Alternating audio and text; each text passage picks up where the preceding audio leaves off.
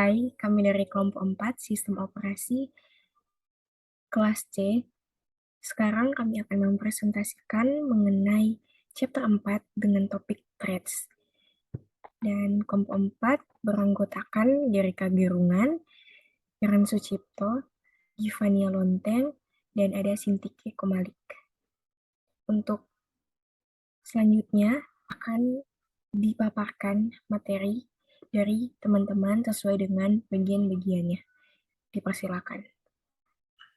Kita masuk pada pembahasan yaitu threads. Threads adalah ancaman atau topik penting dalam sistem operasi. Threads adalah unit dasar eksekusi atau unit dasar utilisasi CPU. Threads terdiri dari thread ID, program counter, register set, dan stack. Threads juga berbagi dengan threads lain yang termasuk dalam proses yang sama, seperti kode section, data section, and another operating system resources such as open files and signals. Proses tradisional atau heavyweight proses hanya memiliki satu threads control yang berarti hanya dapat memiliki satu threads, tetapi ini bukan sistem yang sangat efisien. Selanjutnya memahami konsep threads menggunakan dua diagram. Diagram pertama adalah single threaded proses yang biasa disebut dengan tradisional atau heavyweight proses. Di sini hanya memiliki satu thread sehingga seluruh blok dianggap sebagai satu proses dan proses ini hanya memiliki satu thread. Di bagian atas ada bagian code, data, files, registers, dan stack. Semua termasuk proses ini. Sehingga hanya ada satu thread yang berarti proses ini hanya dapat melakukan satu tugas pada satu waktu. Diagram yang kedua yaitu multi-threaded proses. Di sini seluruh blok mewakili proses multi-thread, sehingga ini adalah proses tunggal dan memiliki banyak threads. Ada 3 threads. Dalam proses ini dan masing-masing threads memiliki stack dan register sendiri. Jika melihat di atas bagian code, data, dan files yang termasuk dalam proses ini dibagikan oleh ketiga threads ini. Dalam hal ini, proses ini dapat melakukan banyak tugas sekaligus karena setiap thread akan melakukan tugas yang berbeda. Dan karenanya banyak tugas dapat dilakukan sekaligus dengan bantuan multi-threaded proses. Itu jauh lebih efisien. Selanjutnya, manfaat multi-threaded proses. Manfaat pemrograman multi-threaded dapat dipecahkan menjadi 4 kategori utama. Pertama, responsiveness. Multi-threading aplikasi interaktif memungkinkan program untuk terus berjalan bahkan jika bagian dari itu diblokir atau melakukan operasi yang panjang, sehingga meningkatkan daya tanggap kepada pengguna. Kedua, ada resource sharing. Secara default, threads berbagi memori dan sumber daya dari proses tempat mereka berada. Manfaat berbagi kode dan data adalah memungkinkan aplikasi memiliki beberapa threads aktivitas yang berbeda dalam ruang alamat yang sama. Ketiga, ekonomi. Mengalokasikan memori dan sumber daya untuk pembuatan proses mahal. Karena threads berbagi sumber daya dari proses tempat mereka berada, lebih ekonomis untuk membuat dan mengalihkan kontak threads. Yang keempat ada automation of multiprocessor architectures. Manfaat multithreading dapat sangat ditingkatkan dalam arsitektur multiprosesor, di mana thread dapat berjalan secara paralel pada proses yang berbeda. Selanjutnya kita masuk ke dalam multi-threading models, yaitu yang pertama ada many-to-one model, yaitu memetakan beberapa tingkatan pengguna threads hanya ke satu threads kernel. Manajemen proses threads dilakukan oleh pengguna threads di ruang pengguna sehingga efisien. Dengan kekurangan, apabila sebuah threads melakukan pemblokiran terhadap sistem pemanggilan, maka seluruh proses akan berhenti atau terblokir. Karena hanya satu threads yang dapat mengakses kernel pada satu waktu, maka beberapa threads tidak dapat berjalan secara paralel pada multiprosesor. Gambar di samping merupakan gambar dari many-to-one model. Selanjutnya,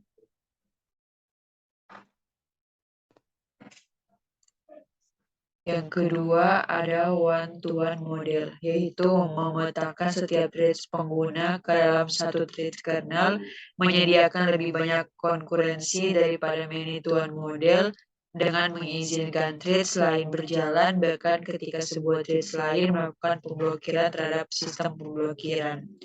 Juga mengizinkan multiple threads berjalan secara paralel dalam multiprosesor.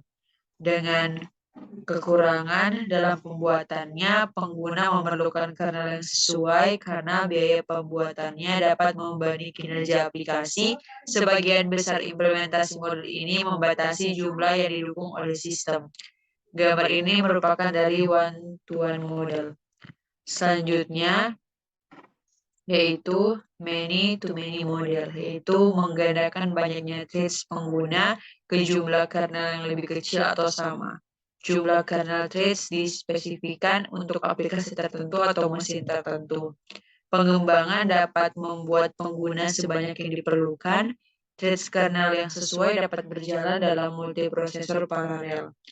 Juga ketika sebuah thread melakukan pemanggilan pemblokiran, kernel dapat menjadwalkan thread lain untuk dieksekusi. Ini merupakan gambar dari many-to-many model. Dan selanjutnya kita masuk ke dalam hyperthreading or simulation multithreading atau SMT.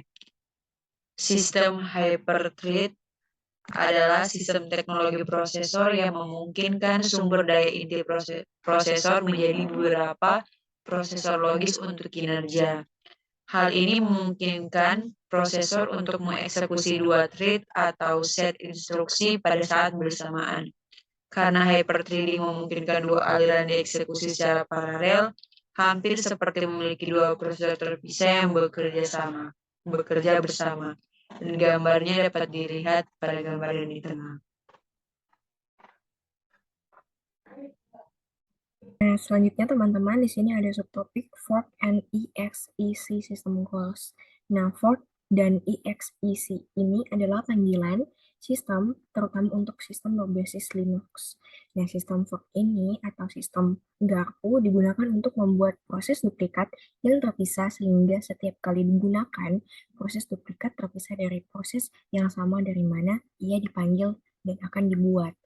Nah, sistem fork kembali dua kali pada sistemnya, yaitu sekali di induk dan sekali di anak. Setelah memanggil sistem fork, program dapat menggunakan nilai pengembalian fork untuk memberitahu apakah mengeksekusi di induk atau anak. Nah, selanjutnya ada sistem EXEC. Nah, sistem EXEC ini digunakan untuk mengganti suatu proses dengan proses lain dan kemudian mereka akan memiliki ID proses yang sama karena sistem EXEC tidak membuat proses baru tetapi mengganti yang sudah ada sehingga ID proses akan tetap sama tetapi isinya akan berbeda. Nah, bagaimana sebuah proses itu sedang mengeksekusi program, yaitu pertama memanggil EXEC untuk menggantikan program yang dieksekusi oleh proses program, dan yang kedua itu saat panggilan sistem EXEC ini dipanggil, program yang ditentukan dalam parameter ke EXEC akan menggantikan seluruh proses termasuk semua thread. Berikutnya yaitu trading issues, fork, dan EXEC system calls. Sebelumnya teman saya telah menjelaskan apa itu fork dan EXEC. Nah, dalam materi ini yaitu masalah trading. Dalam penggunaan thread terdapat beberapa masalah atau issues yang terkait dalam trading yang perlu diatasi. Nah, masalahnya yaitu jika satu thread dalam sebuah program memanggil fork, apakah proses yang baru menduplikasi semua thread atau apakah proses yang baru single-threaded? Nah, solusinya ada dua macam versi dari sistem Unix. Yang pertama, menduplikasi semua thread, yang berarti jika thread dalam suatu proses memanggil panggilan sistem fork, maka semua thread yang dalam proses itu akan diduplikasi. Yang kedua, hanya menduplikasi thread yang memanggil panggilan sistem fork. Jika sebuah thread dalam suatu proses memanggil sistem fork, maka hanya thread itu yang diduplikasi, dan thread yang lain yang ada dalam suatu proses tidak akan diduplikasi. Nah, apa sih tujuan dari panggilan EXEC system calls? Jika sebuah thread memanggil EXEC system calls, program yang ditentukan dalam parameter ke EXEC akan menggantikan seluruh proses, termasuk semua threads. Fungsi dari EXEC system calls yaitu untuk mengganti isi dari sebuah proses dengan proses yang lain yang dilewatkan sebagai parameter di EXEC system calls. Nah, apa yang akan terjadi ketika kode EXE system calls terlibat dalam proses yang terdiri dari banyak threads atau multiple threads? Jadi jika ketika sebuah thread memanggil EXE system calls, maka yang akan terjadi yaitu seluruh proses akan terganti atau di-replace termasuk dengan semua threads. Jadi setiap kali panggilan sistem EXEC dipanggil, bahkan oleh hanya satu thread di antara banyaknya threads dalam suatu proses, maka seluruh proses termasuk semua thread yang ada akan digantikan dengan proses yang baru yang disebutkan dalam parameter sistem EXEC. Dalam materi berikutnya yaitu thread cancellation. Nah, thread cancellation ini merupakan tes atau tugas untuk mengakhiri sebuah thread sebelum itu diselesaikan. Nah, sebelum kita masuk dalam thread cancellation ini, terdapat contoh kasus dalam materi selanjutnya yaitu kasusnya yaitu jika proses terpisah atau separate tidak memanggil EXEC setelah forking. Maka proses terpisah atau separate proses ini harus menduplikasi semua ancaman. Karena EXEC ini tidak dipanggil, maka tidak di-replace atau digantikan. Maka proses yang baru dibuat oleh fork harus memiliki semua threads di dalamnya, yang berarti semua threads-nya harus diduplikasi. Nah, dalam thread cancellation ini terdapat dua skenario berbeda dari cancellation target. Yang pertamanya yaitu asynchronous cancellation, yaitu satu thread yang segera mengakhiri target thread. Yang kedua, deferred cancellation, yaitu target secara berkala memeriksa apakah itu harus dihentikan, memungkinkan kesempatan untuk menghentikan dirinya sendiri secara tertib. Yang artinya, thread ini tidak dapat dibatalkan oleh thread lain, namun akan membatalkan dirinya sendiri secara teratur setelah memastikan bahwa itu dapat dibatalkan. Nah, teknik yang baik untuk dipakai adalah deferred cancellation, karena satu thread menunjukkan bahwa target thread akan dibatalkan, namun hanya terjadi setelah target thread memeriksa bendera untuk apakah harus dibatalkan atau tidak untuk berada di poin apakah itu aman atau safe untuk dibatalkan.